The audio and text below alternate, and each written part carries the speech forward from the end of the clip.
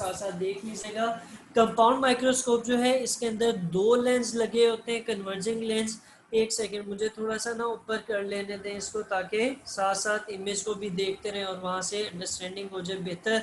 तो पहली बात तो ये कि इसके ऊपर दो कन्वर्जिंग लेंस लगे हुए होते हैं। एक लेंस जो है वो कहाँ पर होता है, आपकी आई पीस पे होता है, और दूसरा जो है वो इस साइड पर, ये जो ऑब्जेक्टिव लेंस होता है वहाँ पर मौजूद होता है। फिर उससे आगे चलें तो ऑब्जेक्टिव एंड आई पीस जो है उनके ज़रिए जो है वो आप स्मॉल ऑब्जेक्ट्स को देख सकते हैं।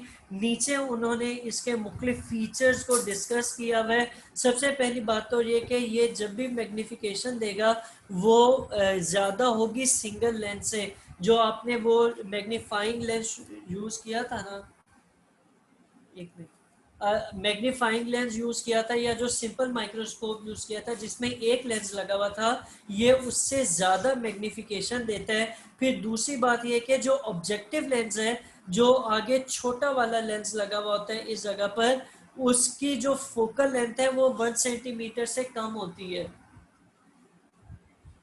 अच्छा, वो कितनी होती है? 1 सेंटीमीटर से कम होती है।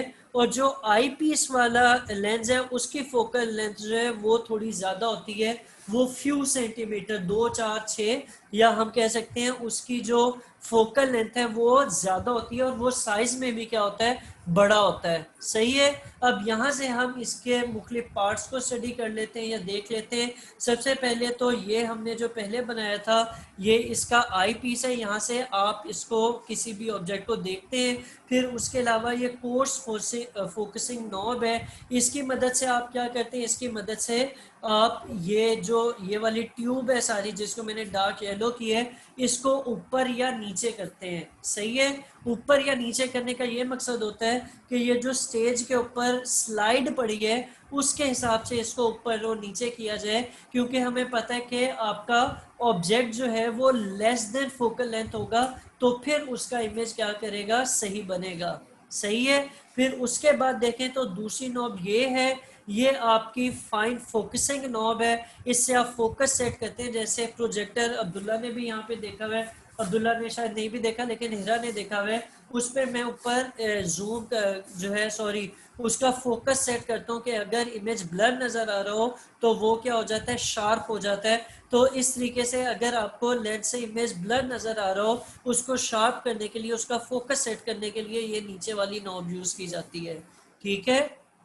अच्छा, फिर ये जो आपको नजर आ रहा है एक एंगल सा बना हुआ है, ये वाला ये उसका आर्म कहलाता है। यहाँ पर जो है वो 3 या 4, दो भी आपको नजर आएंगे, 1 2 या 3 या 4 मुख्तलिफ लेंस लगे हुए होते हैं। आपको जो लेंस चाहिए होता है, जितनी मैग्नीफिकेशन करनी होती है, आप इसको हाथ से घुमाते हैं तो एक दफ़ा ये लेंस लग जाएगा, एक दफ़ा दूसरा, एक दफ़ा तीसरा, एक दफ़ा चौथा। तो इसमें मुख्तलिफ वैरायटीज़ आती हैं, मुख्तलिफ किस्म के लेंस लगे होते हैं। फिर नेक्स्ट स्टेज पे चलते हैं। तो नेक्स्ट आपके पास यहाँ पर ये जो है, ये क्या बनी हुई है, स्टेज बनी हुई है। अब जाहिर है कि ऑब्जेक्ट के सॉरी, जिस चीज को आपने देखना है उसमें से लाइट पास करेगी तो क्या बनेगा, इमेज बनेगा। तो वो लाइट जो है वो नीचे लगी हुई होती है। अगर आप लोग अपने स्कूल की लैब की बात करें तो अब पता नहीं इन्होंने अपग्रेड किया या नहीं किए। हमारा आईसीबी जो था वो इस्लामाबाद के अच्छे स्कूलों में से था। तो उसमें क्या था कि आपके लेंस, एक इस तरह का माइक्रोस्कोप भी था और एक इलेक्ट्रिक भी था, जिसमें लाइट की जगह लैंप लगा होता था। लैंप यानी बल्ब लगा होता था और आप बटन दबाते थे, बिजली से वो चलता था। लेकिन एक ऐसा माइक्रोस्कोप भी वहां पर मुझे याद है मैंने देखा था, जिसके यहाँ पर लैंप नहीं था बल्कि शीशा लगा हुआ था। और अगर आपने उसको यूज करना होता था तो आप वो शीशा सूरज की रोशनी के हिसाब से एडजस्ट करते थे, और जब वो स्लाइड से गुजरता था तो आपको इमेज सही नजर आ जाता था। सही है। सही है अब्दुल्ला। अच्छा जी, तो ये आपकी होगी डायग्राम।